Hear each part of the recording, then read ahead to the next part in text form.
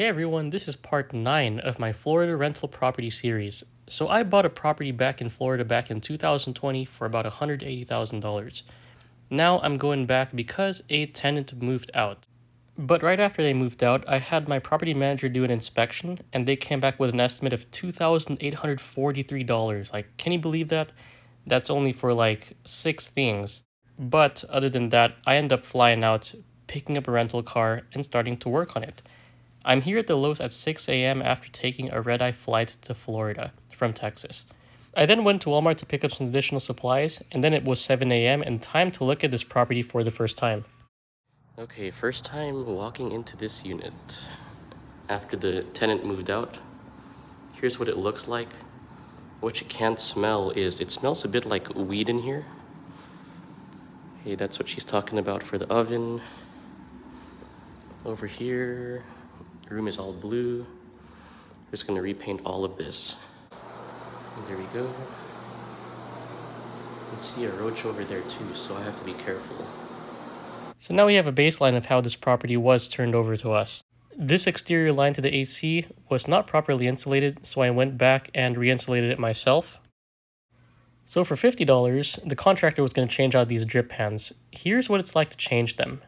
So I just installed it right now, but to pull it out, just pull on the heating element like this, drip pan comes out. The new drip pan goes in like this, just gotta align the holes. The heating element goes back in, push it right in, push it down, line up the holes, and that's it. Just gotta do it a couple more times. The contractor wanted $120 to replace the doorbell. I couldn't get the wires to work even with a new switch, so I went out and got this wireless plug-in chime. And this does not use batteries. I was able to install the mounting bracket right over the existing doorbell holes.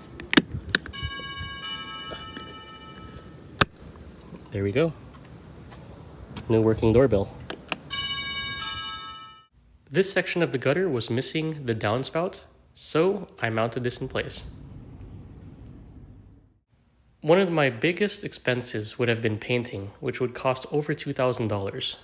I tried hand rolling, but that was a mistake. After over 2 tries, it still streaked like this, so I gave up and got a painter rental from Home Depot.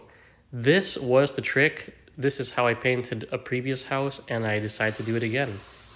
This sprayed on just fine. It goes very easy after doing all the prep work, and really clears out all my previous mistakes from paint rolling.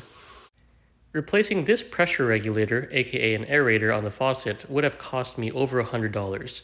I unscrewed it using the help of a wrench, counterclockwise, then screwed in the new one clockwise, just like this. Hand tighten it like this, and then turn on the faucet. Should work just fine. Here's with the faucet on. Excellent, done. So the paint that I laid on this unit is still drying, but it's looking like this so far. It does look like you do have some light and dark spots, but over time, this will all dry. It just has to take its time to dry. But now it is white rather than a dark blue, purple, light blue, all that mix in color is all gone. There were gaps in soffits right outside my unit. You can see here between the wall and the roof. There's some parts there and some parts missing. So I got some soffit from Lowe's or Home Depot, can't remember. And I cut them into pieces using scissors. I cut them multiple times to make them fit. I had to readjust it using the help of the ladder over time. Went well. So in total, I spent $1,150 to get this whole property redone, well under my $2,800 estimate. It ended up getting deep cleaned, professional photos taken, and was rented after being on the market for 3 weeks. Overall, I'd say it's a good learning experience. There's some things I'd do again and some things I wouldn't.